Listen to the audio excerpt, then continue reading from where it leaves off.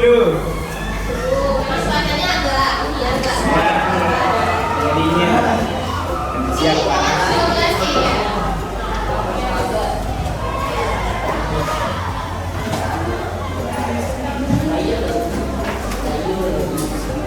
Jadi sebelum kita masuk ke pembelajaran, alangkah baiknya kita berdoa dulu agar pembelajaran kita hari ini menjadi berkah dan bermanfaat untuk kita semua. Oke, minta ketua kelasnya bikin teman-teman yang berdoa. Baiklah, teman, kita mulai pelajaran pada pagi hari ini. Kita berdoa buat agama dan kepercayaan. Berdoa kami, mulai.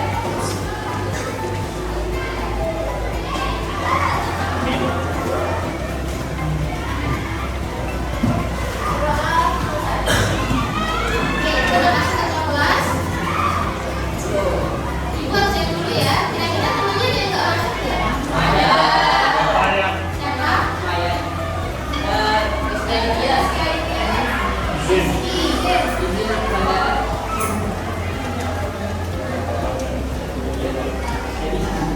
Isi aja atau ada yang hadir? Ada yang hadir? Julian Riang Putra.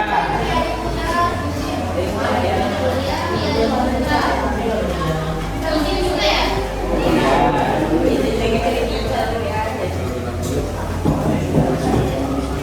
Cuma 3 orang atau masuk? Danang. Danang kenapa? Sakit. Oke,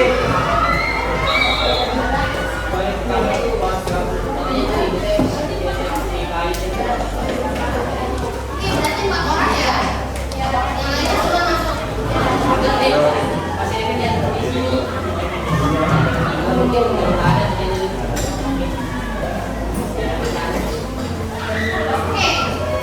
kalian sudah siap nggak buat belajar? Kalau sudah siap, tadi punya alat tulisnya sudah ada di meja. Jadi belakang? Apa dikerjakan? Belakang bukunya ya.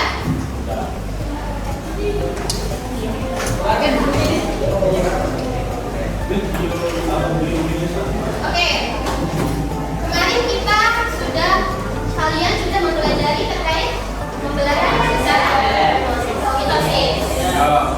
Nah, ibu ingin bertanya nih, kalau pembelajaran secara mitosis itu kira-kira terjadinya pada sel somatik atau sel tubuh? Misalnya nih, kalian sedang buka terjatuh. Ya. Kira-kira yang berperan itu pembelajaran sel secara mitosis atau meiosis? Yang bilang betul siapa kanan? Oke, benar. Sekarang nih, meiosis. Jadi mitosis itu berperan dalam meregenerasi sel-sel yang sudah rusak, sehingga dia akan mengembalikan sel-selnya kembali semula. Makanya kenapa ketika kalian buka, kembali lagi kan sel kulitnya kan? Itulah yang berperan adalah pembentukan sel secara meiosis. Oke. Sekarang kita akan lanjut terkait pembahasan pembentukan sel secara meiosis. Kalau tadi mitosis secara pada sel tubuh, kalau meiosis kira-kira pada sel apa? Sel kelamin.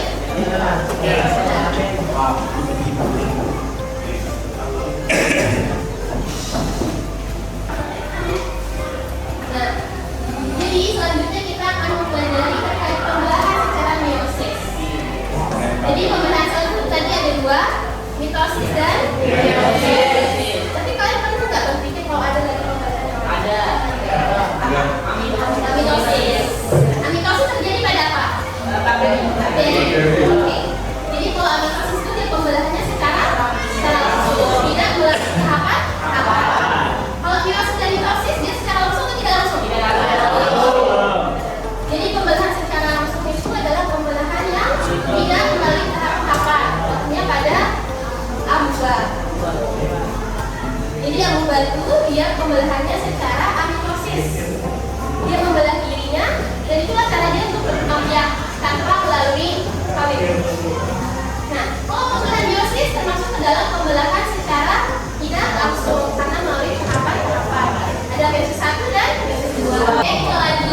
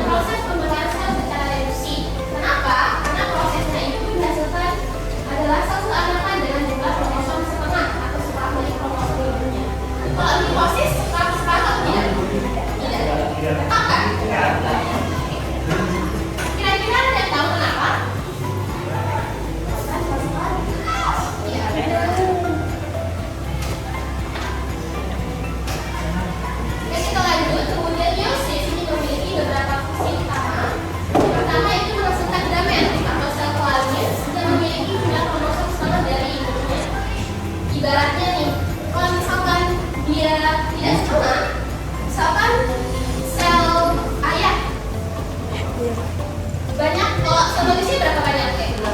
Kromosom? 46.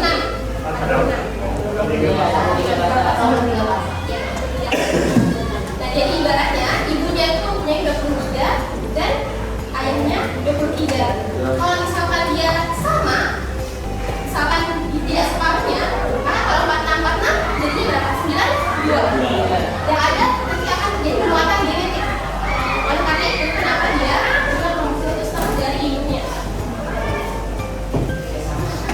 Kemudian menjaga kestabilan jumlah kromosom dari generasi ke generasi. Jadi tadi ibu menjelaskan bahwa jika berlebihan akan terjadi penguatan genetik atau kelainan genetik.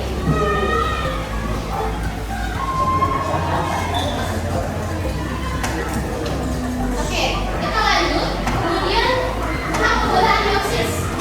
Ada meiosis 1, meiosis 2. Nah, di dalam meiosis 1 itu terbagi lagi jadi beberapa tahapan. Ada profase 1, metafase 1, anafase 1, dan telofase 1. Nah, di profase 1 lagi ibarat. Jadi ada tahapan diploten, zigoten, kemudian ada kapiten, diploten, dan diakinesis. Oke, nanti kita lihat gambarnya ya lebih jelas.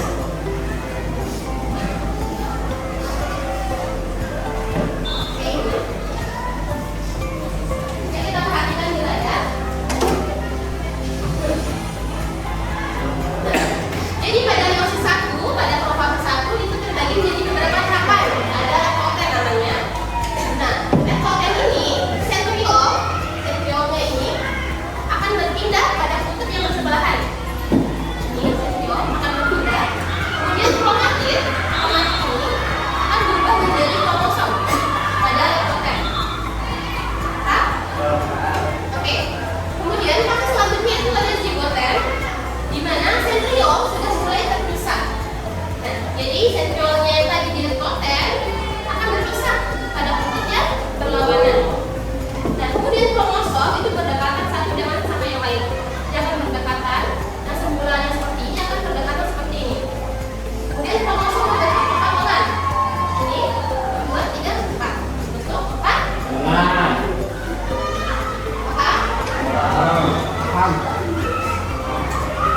Oke, kemudian ada kapiten, di mana kromosomnya akan mengganda. Nah, kalau yang tadi ini kromosomnya mengganda kan, pada zigoten. Kemudian dia akan mengganda pada kapiten. Itu gambarnya. Sentriolnya masih pada kutub yang berlawanan. Kemudian ada diploten, di mana membran nukleusnya mulai menghilang. Nah, jadi ini membran nukleusnya akan menghilang pada diploten. Ya. Kemudian pada fase diakinesis, membran nukleusnya sudah benar-benar menghilang dan kromosom homolognya akan terpisah. Kromosom ayah dan ibunya akan terpisah. Sampai sini ada yang ditanyakan?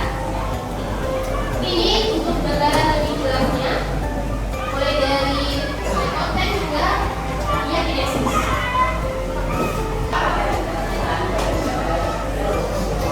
Oke, kita lanjut. Kemudian ada fase metafase 1. Pada fase metafase 1, sentriol akan menunjukkan benang spiralnya. Benang spiral.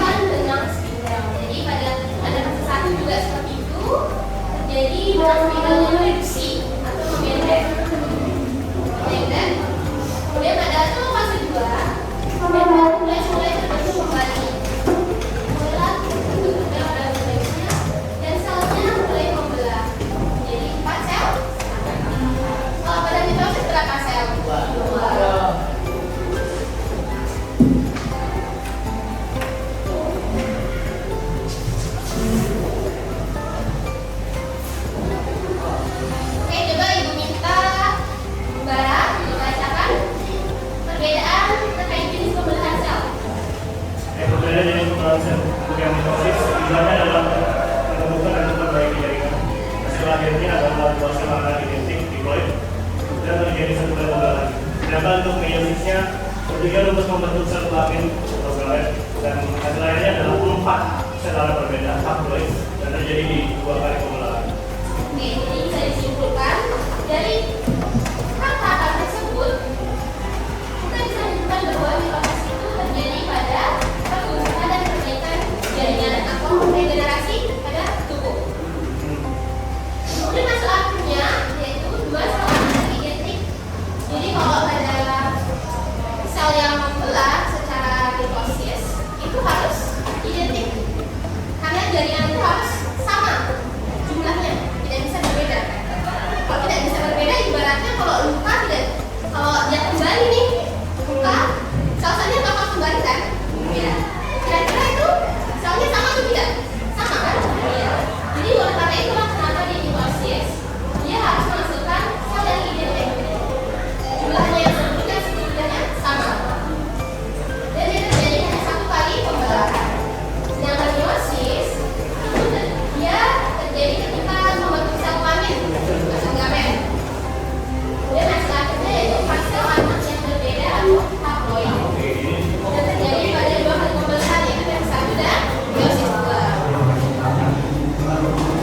Oke, sejauh ini ada yang bingung atau yang mau ditanyakan?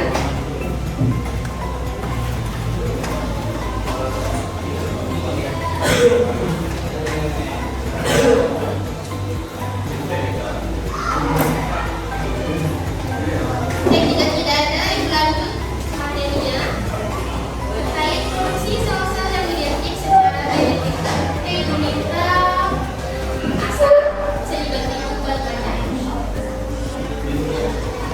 Produksi sel-sel yang identik secara genetik. Produksi sel-sel yang identik secara genetik itu adalah salah satu adegan biologi yang menjaga kita tetap hidup dan utuh.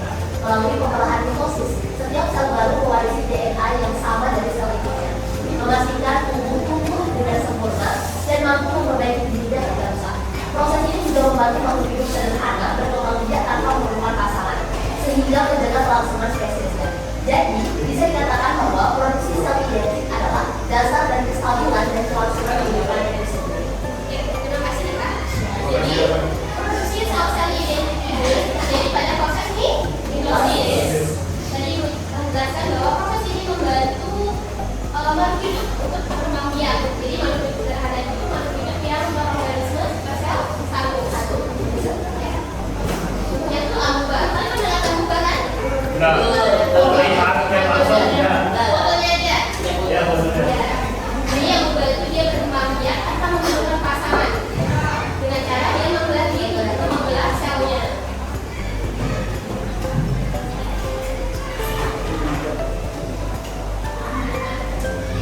Oke, jadi pembelahan sel ini sangat penting karena tanpa pembelahan sel makhluk hidup tidak dapat memperbaiki jaringan atau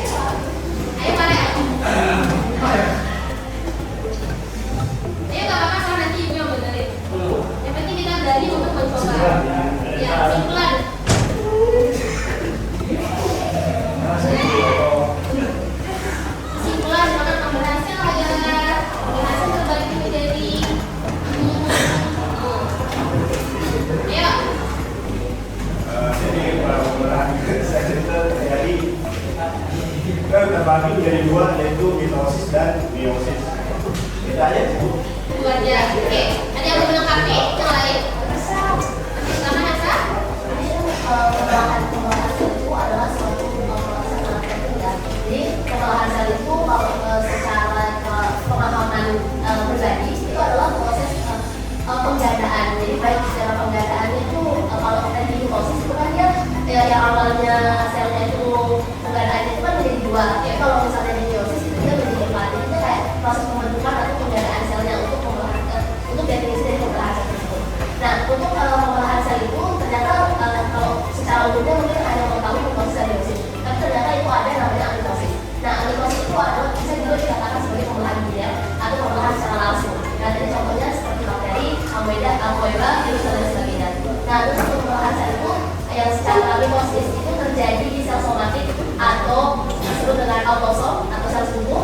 Kemudian untuk itu terjadi hanya satu kali tahapan pemelahan dengan rangkaian urutan rangkaian dari siklusnya. Nah terus kalau untuk meiosis itu sendiri itu terjadi dua kali pemelahan, yang dimana pemelahan pertama itu menghasilkan 2 sel anakan dan pemelahan selanjutnya itu menghasilkan 4 sel anakan, yang dimana dia itu bersifat haploid atau jadi berbeda-beda. Nah misalnya itu terjadi di sel kelamin atau yang disebut dengan gonosom.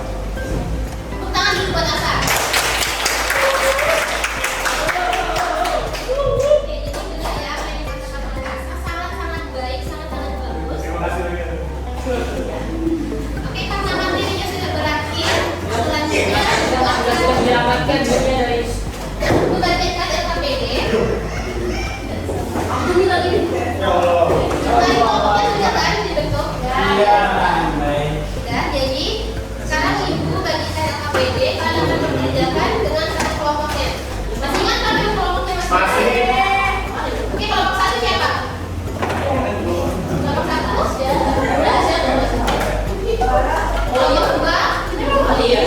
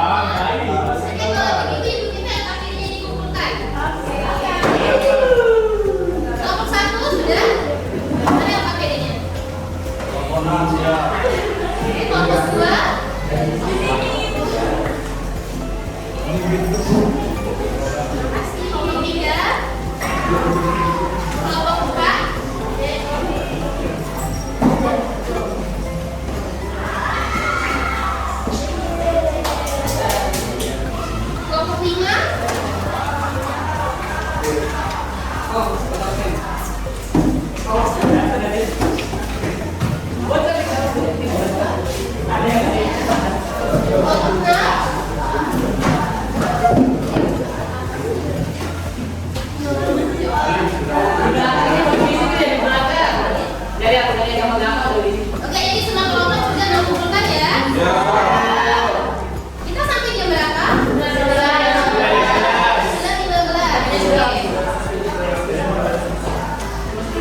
Oke,